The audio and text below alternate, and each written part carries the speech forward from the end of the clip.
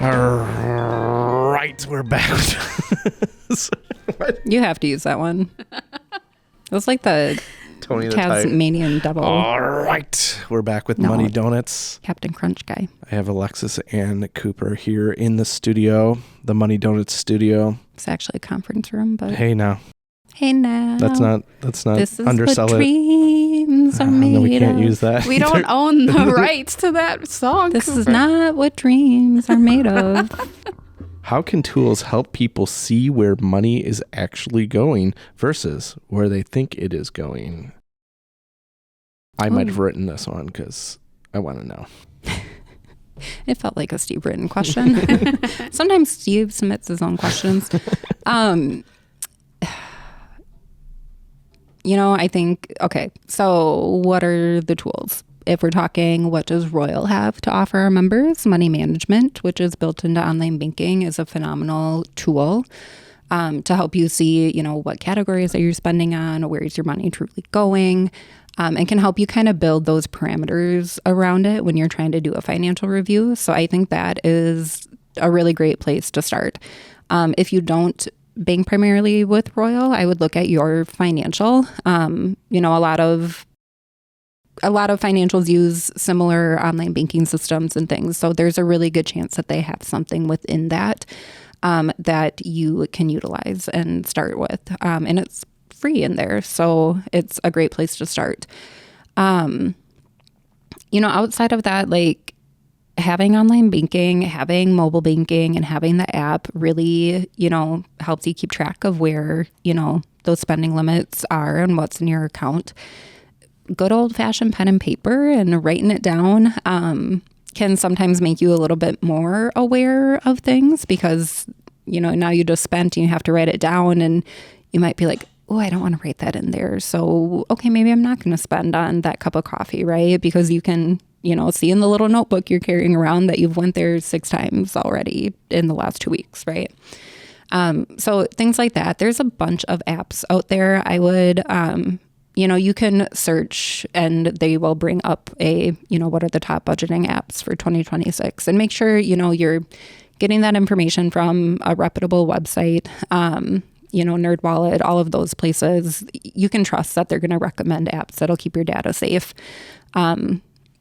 And if you are connecting accounts and things to that, Fudget is a great app. They are, I know I have so many, but it's Fudget. It is like the pen and paper, but digital version. So you're not attaching accounts. It's, really just a place to add and subtract expenses.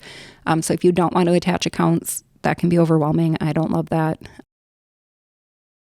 What else did I miss in that question? I don't know. That was pretty darn good. Can we put links for some of those things 100%. in the description? Can you send me those links? Mm-hmm. Where do people think their money's going? Never where it actually is, right? And or I think some people probably don't think about it at all. Yeah, truly.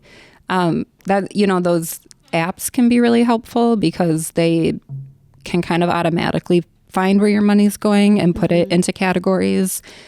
If you are spending a lot, it can be a lot more work to have to go back in and like recategorize things. But I know Rocket Money is one. You do have to pay for that, but it's, kind of a pay what you want kind of situation. But that one has a subscription finder. So it'll find all of those subscriptions that you might have forgotten about. So that's one. Haley, we had an intern on here talk about that too, where she's like, oh, I forgot to cancel that.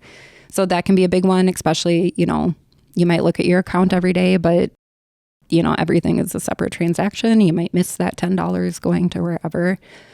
So being really mindful of that and, taking a step back and writing it all down and figuring that out, printing out your account statements and highlighting, here's from here to here, here's my paychecks, here's my needs, here's my wants.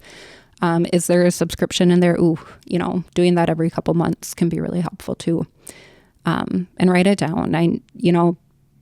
For me, like subscriptions and like anything I'm paying goes in a spreadsheet. So I can go and look at that. And if I add something, it has to go in that spreadsheet. And if it doesn't, my budget doesn't balance out, right? So being mindful, and even if you loosely do that, gives you a good idea of where things are going. Sounds good. Another question just came in from a member.